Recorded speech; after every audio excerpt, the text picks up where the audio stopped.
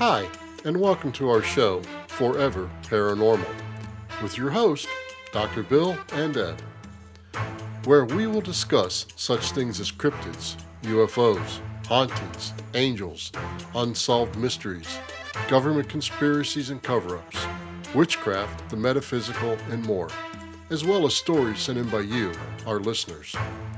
If we can connect a paranormal element to it, we'll talk about it. And you may be surprised by what all is connected to the paranormal. Please don't forget to follow, rate, and share the show, since it would not be possible without you, our listeners. And as a public service, we would like to let everyone know that you are truly never alone, even if you think you are. The Suicide and Crisis Lifeline is 988. Just reach out.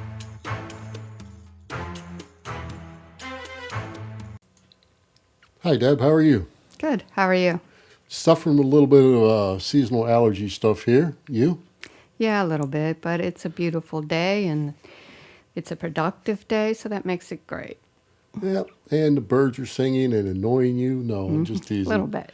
Yeah. Folks, welcome to this week's chilling episode. We're going to talk about a haunted plantation in St. Francisville, Louisiana. Louisiana happens to be one of my favorite states for some reason. I don't know why. And this place is called the Myrtles Plantation. This is said to be the most haunted house in the United States. Almost every paranormal television show has covered this place at one time or another.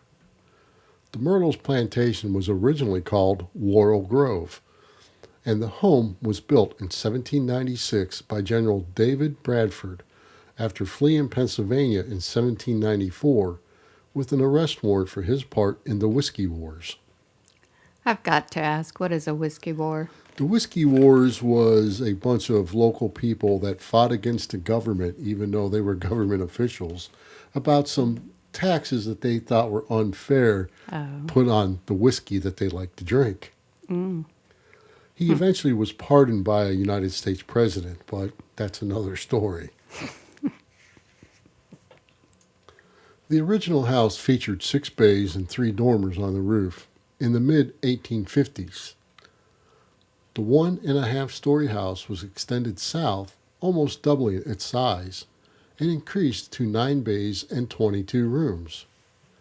After the deaths of General Bradford and his wife, their son-in-law, Clark Woodruff, took over the property and eventually sold the house, land, and slaves to Ruffin Gray Sterling, who doubled the size of the house and gave the house its current name. Did the general and his wife die of natural causes, or were there any suspicions regarding their deaths? I don't think there was any suspicions regarding their deaths, and both of those happened to be natural. After Sterling dies, his wife and their son-in-law, William Winter, managed the property.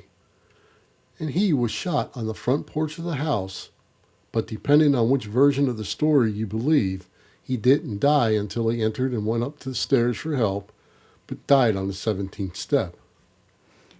Why was Winter shot? They never found out. They never even found out who shot him.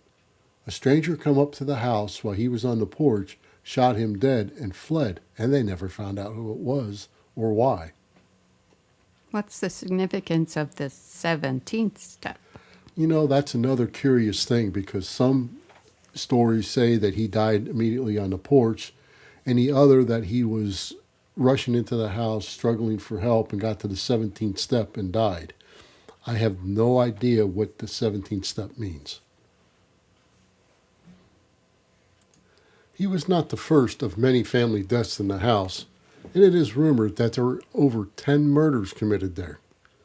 There was death by yellow fever, poison, hangings, murders, and gunfire. Remember, this is a time in the South where yellow fever ran rampant, and many people died of it. Whole towns died of yellow fever. Let's look at some of the death at the house. David Bradford, then Woodruff's wife, daughter, and son. Their new owners, the Sterlings, didn't fare much better. Sterling died of consumption, which we now call tuberculosis. We know William Winter was murdered. Of the 9 Sterling children, only 4 of them lived to be old enough to marry. The oldest son, Lewis, died in the same year as his father. Do you know how the children died? I believe in my research that they had mostly died from yellow fever.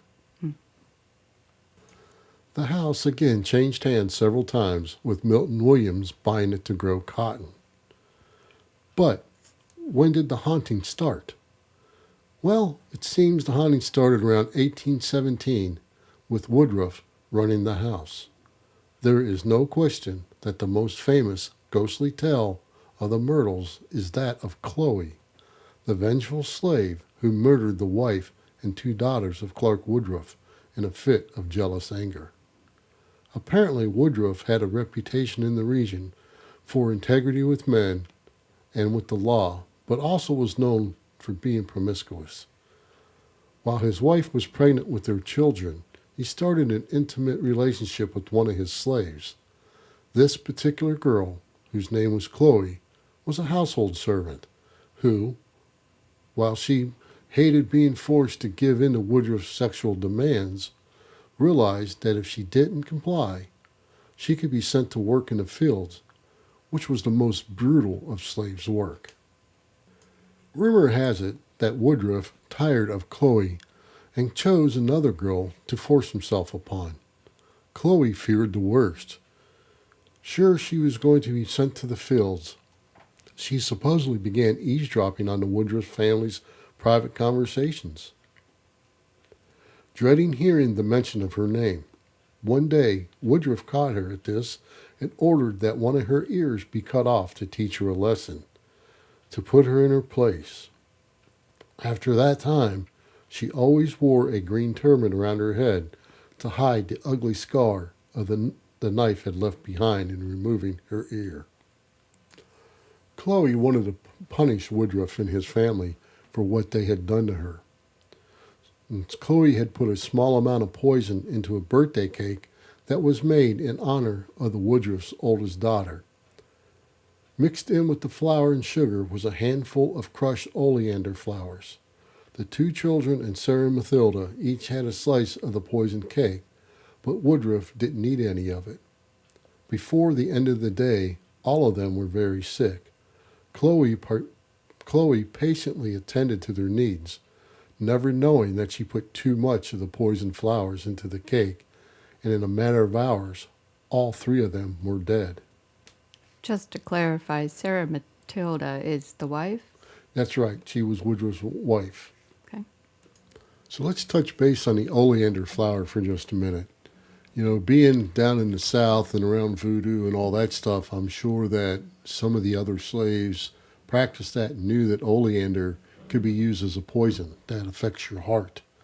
There's a lot of that herbal hoodoo and voodoo stuff that we'll be talking about one day in the future. Mm. The other slaves, perhaps afraid that the owner would punish them also, dragged Chloe from her room and hanged her from a nearby tree. Her body was later cut down, weighted with rocks, and thrown into the river. Woodruff closed off the children's dining room where that party was held and never allowed it to be used again as long as he lived. Since her death, the ghost of Chloe has been reported at the Myrtles and was even accidentally photographed by a past owner. The plantation still sells picture postcards today with that cloudy image of what is purported to be Chloe, standing between the 2 buildings. The former slave is thought to be the most frequently encountered ghost at the Myrtles. She has also been seen in her green turban, wandering the place at night. Sometimes the cries of children accompany her appearance, and other times those who are sleeping are startled awake by her face peering at them from the side of their bed. Now here is an interesting item to add to this. The house is said to be built on an ancient Tunica Indian burial ground, and it is inhabited by 12 different ghosts. Many say the paranormal activity at the home is due to the spirits of those who are buried underneath the plantation. Are there any stories on these other ghosts? Excuse me. Yeah, actually there is, and Myrtles is in business today, and they hold ghost tours and everything else. And we're going to cover a couple of them here as we go on. But I couldn't find background on all 12 supposed ghosts. Okay. Some of the things heard and seen are handprints in the mirrors, footsteps on the stairs, mysterious smells, and vanishing objects. The handprints on the mirrors is kind of interesting, as it is said that Sarah Mathilda and her kids are trapped in the mirror. I think we're going to touch on that in a minute. That's kind of an interesting thing there. The ghost of a native woman who is believed to be buried there is one of the many ghosts seen on the plantation. Then there is the spirit of Chloe, the slave who poisoned her masters for revenge. The spirit of one of her victims also appears in the house, but the other two are said to be trapped in a mirror. A young girl has been spotted peeking through the second-story windows. William Winter is the most famous ghost of the Myrtle Plantation because he was shot dead on the porch by an unknown assailant, and now his ghost can be seen crawling up the stairs begging for mercy. Out of curiosity, how do people get trapped in a mirror on their death? Well, a mirror is said to be a portal for spirits to be able to cross over and stuff.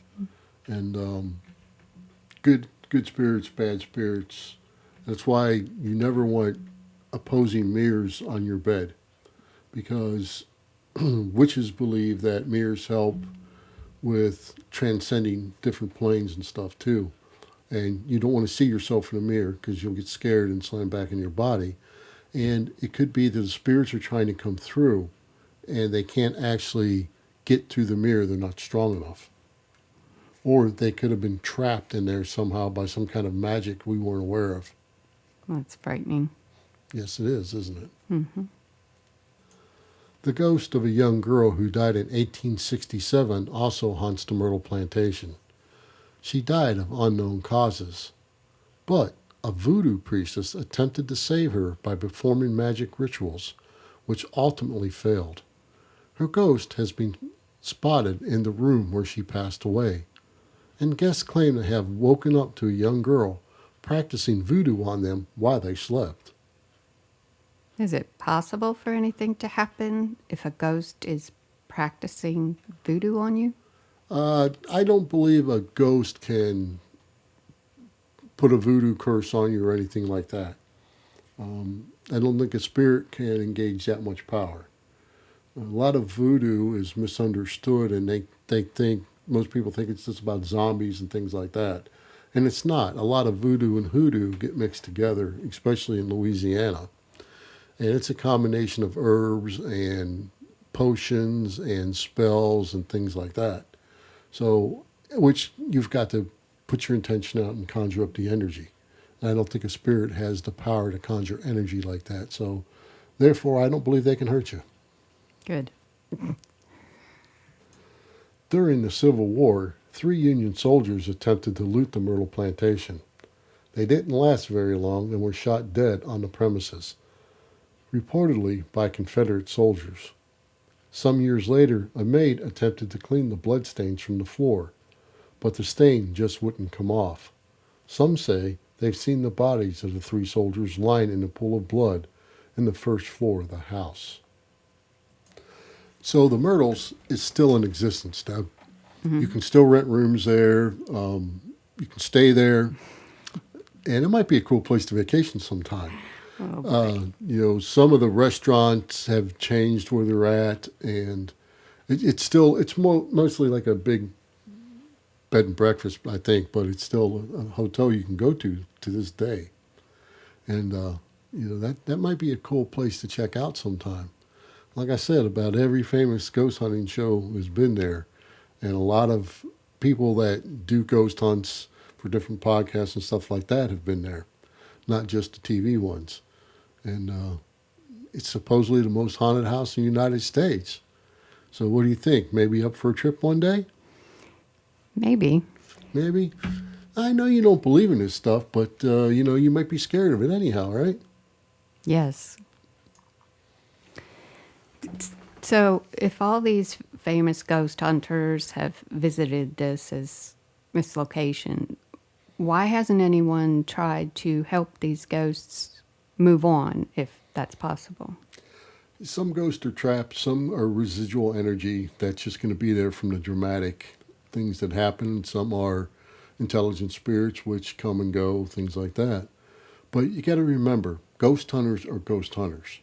Most of them go there to just be able to prove a ghost is there or get a recording, an EVP or a photograph or something like that. They're there just to prove ghosts are there.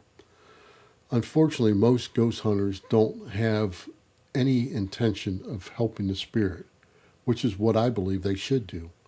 I think if you run into a ghost and a spirit that's trapped and they want help to move along, we should have a responsibility to help them.